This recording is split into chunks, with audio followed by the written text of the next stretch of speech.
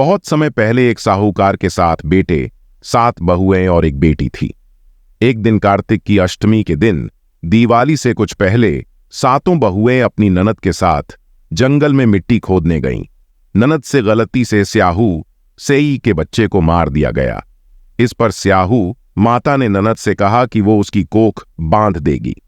ननद ने अपनी 7 भाभियों से मदद मांगी, लेकिन केवल सबसे छोटी भाभी ने डर के कारण अपनी कोख बंधवाने का निर्णय लिया। इसके बाद छोटी भाभी को जो भी बच्चा होता वो 7वें दिन मर जाता। परेशान होकर उसने एक पंडित से पूछा कि उसके बच्चे 7 दिन बाद क्यों मर जाते हैं।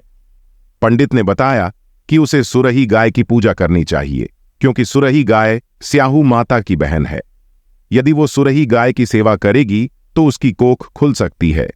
भाभी ने सुरही गाय की पूजा शुरू कर दी। एक दिन सुरही ने देखा कि साहूकार की बहू उसकी सफाई कर रही है। प्रसन्न होकर सुरही ने उससे कहा कि वो उसकी कोई भी इच्छा पूरी करेगी। साहूकार की बहू ने अपनी कोख खोलने की प्रार्थना की। सुरही गाय ने उसे समुद्र पार स्याहू माता के पास ले जाने का वचन दिया।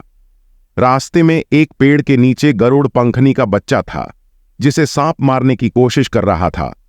साहूकार की बहू ने सांप को मारकर गरुड़ के बच्चे की रक्षा की। जब गरुड़ पंखनी लौटी तो उसने साहूकार की बहू की मदद से खुश होकर उसे स्याहू माता के पास पहुंचाने का वचन दिया। गरुड़ ने दोनों को अपनी पीठ पर बिठाकर स्याहू माता के पास पहुंचा दिया। स्याहू माता ने साहूकार की बहू की सेवा से खुश होकर उसे 7 बेटे और 7 बहुएं होने का आशीर्वाद दिया। साथ ही उसकी कोख खोलने का वचन दिया। साहूकार की बहू घर लौटी और उसने देखा कि सचमुच उसे 7 बेटे और 7 बहुएं मिलीं। उसने 7 अहोई बनाई, 7 कढ़ाई में भोजन पकाया और सभी की कोख खोलने की प्रार्थना की। साहूकार की बहू ने जैसे ही अपने घर में 7 बेटे और 7 बहुएं देखीं, उसकी खुशी का ठिकाना नहीं रहा। उसने आभार व्यक्त करते हुए विधिपूर्वक अहोई माता का व्रत रखा और सभी रस्मों को निभाया। उसने 7 अहोई बनाई, 7 कढ़ाइयां चढ़ाईं और माता का उजमन भी किया। इस अवसर पर उसने पूरे परिवार को बुलाया और बड़ी धूमधाम से पूजा की। अब साहूकार की बड़ी बहुएं, जिन्होंने पहले अपनी छोटी ननद के बदले कोख बंधवाने से इनकार किया था, यह देखकर हैरान रह गईं कि छोटी बहू के 7 बेटे और बहुएं हैं। वे ईर्ष्या और पछतावे से भर गईं।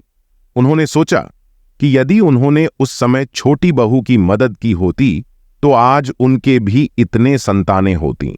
साहूकार की बड़ी बहुओं ने छोटी बहू से विनती की कि वे उन्हें भी अपने बच्चों के लिए अहोई माता की पूजा का रहस्य बताएं, ताकि उनके बच्चों को भी लंबी उम्र का आशीर्वाद मिल सके। छोटी बहू ने सहर्ष उन्हें पूरी विधि और कथा बताई। इसके बाद सभी बड़ी बहुओं ने भी अहोई माता का व्रत विधिपूर्वक करना शुरू कर दिया। समय के साथ उनके बच्चों को भी अहोई माता का आशीर्वाद मिला और वे दीर्घायु और स्वस्थ हो गए। अहोई माता के प्रति पूरे परिवार की आस्था और भी बढ़ गई। इस प्रकार साहूकार के पूरे परिवार में आनंद और सौभाग्य का माहौल बना रहा। अहोई माता की कृपा से उनके घर में खुशियां लौट आईं और उन्होंने यह मान लिया कि जब निष्ठा और श्रद्धा से पूजा की जाती है तो देवियां अवश्य ही कृपा करती हैं।